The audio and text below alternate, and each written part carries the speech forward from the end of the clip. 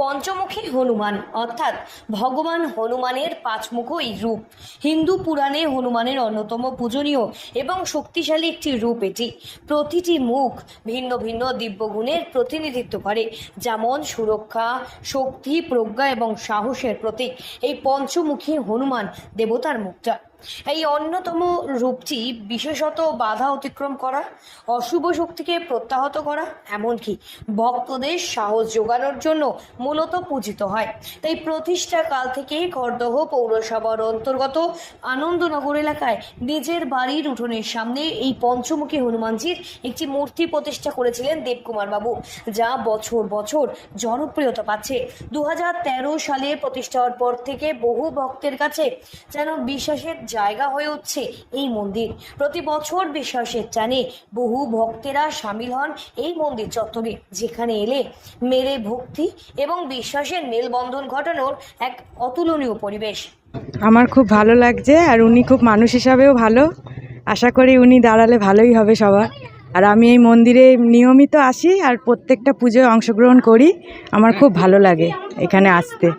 বিশ্বাস, ভক্তি আর একতাটা খুব সবাইকে খুব আপন করে নিতে পারে ওনারা, যার জন্য প্রত্যেকে এসে খুব মিলেমিশে যায়।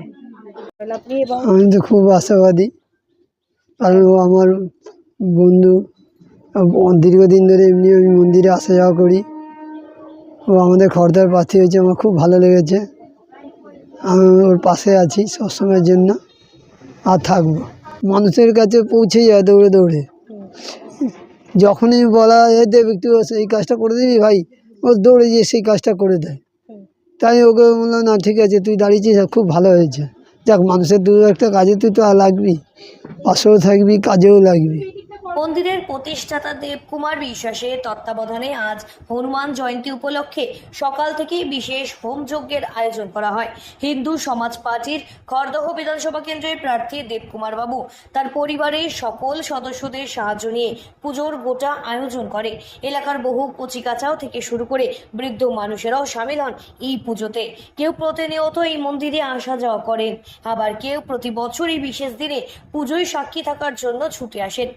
ভক্তরা বিশ্বাস করেন যে মন থেকে কিছু চাইলে তা এখানে এসে ঠিক ভগবানের কাছে কামনা করলে তা পূরণ হয়, এমন বিশ্বাস এই মন্দিরের অগণিত ভক্তের। এদিন বহু ভক্তের সমাগমে মন্দির চত্বর একেবারে উৎসব মুখর হয়ে ওঠে। পুজোর শেষে মন্দিরের প্রতিষ্ঠাতা দেবকুমার বিশ্বাস নিজের হাতে প্রসাদ তুলে দেন ভক্তদের কাছে। প্রতি বছর এইভাবেই এই দিনটি উদযাপন করে থাকে। সাড়ম্বরে নয়, আড়ম্বরে তারা গোটাই আয়োজনটা সম্পন্ন করতে চায়, যেখানে ভক্তি থাকতে হবে না এখানে কোনো জাঁকজমকতা। তাই সমস্ত নিয়ম নিষ্ঠা বলে সকাল থেকে হনুমান জয়ন্তী উপলক্ষে দেবকুমার বাবু তার এই প্রতিষ্ঠিত মন্দিরে পুজো অর্চনার আয়োজন করেন। খড়দহ থেকে শ্রীঞ্চেরি প্রধানের রিপোর্ট, সঠিক বার্তা।